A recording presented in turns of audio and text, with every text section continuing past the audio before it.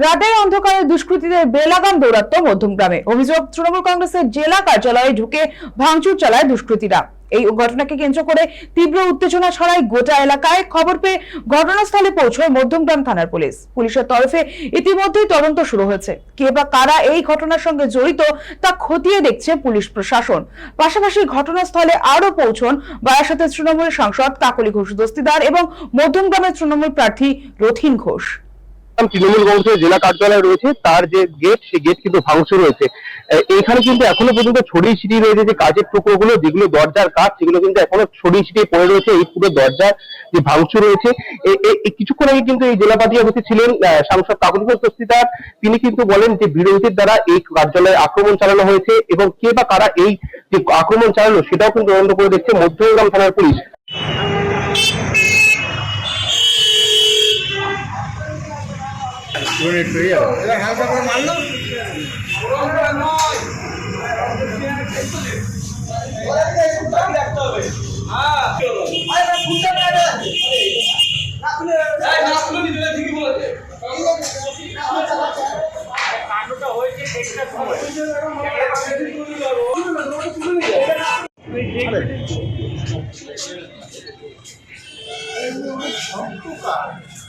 আরে তুমি সরে যাও। আরে বাবা, কি ছবিটা মিস করালে জানো?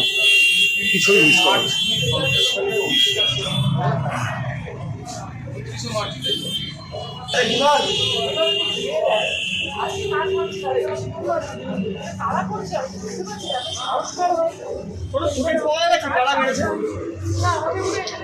আরে বিক্রম, হেরে যাওয়ার ভয়ে যদি মনে করে যে এরকম ভাবে আমাদের দলীয় কার্যালয়ে হামলা করে তারা ভোটে আমাদেরকে পরাজিত করতে পারবে, তাহলে তারা অত্যন্ত ভুল করছে। প্রশাসনিক স্তরে ইতিমধ্যেই আমরা আমাদের অভিযোগ জানিয়েছি এবং পুলিশ তদন্ত করছে। ভোটটা হয় রাজনৈতিক প্রতীকের উপরে, মমতা বন্দ্যোপাধ্যায়ের সরকারের উন্নয়নের উপরে, অভিষেক বন্দ্যোপাধ্যায়ের যে পরিশ্রম তার উপরে। এলাকার মানুষ সর্বত্র বাংলা জুড়ে যে সহযোগিতা কেন্দ্রীয় সরকারের কাছ থেকে পায়নি, সেগুলো কিন্তু রাজ্য সরকার তাদেরকে পৌঁছে দিয়েছে। গোটা ঘটনার জেরে কিন্তু একেবারে চাঞ্চল্য ছড়িয়েছে গোটা এলাকায়। সামনে নির্বাচন, তার আগে এরকম যে মধ্যমগ্রামের জেলা পার্টি অফিস, সেই জেলা পার্টি অফিস তৃণমূল কংগ্রেসের, তার উপরে এই হামলা, তার জেরে কিন্তু রাজনৈতিক উত্তাপ চরমে। মধ্যমগ্রাম থেকে ক্যামেরায় রাজু দাস ও জয় ঘোষের সাথে দীপ সেন, সময় কলকাতা।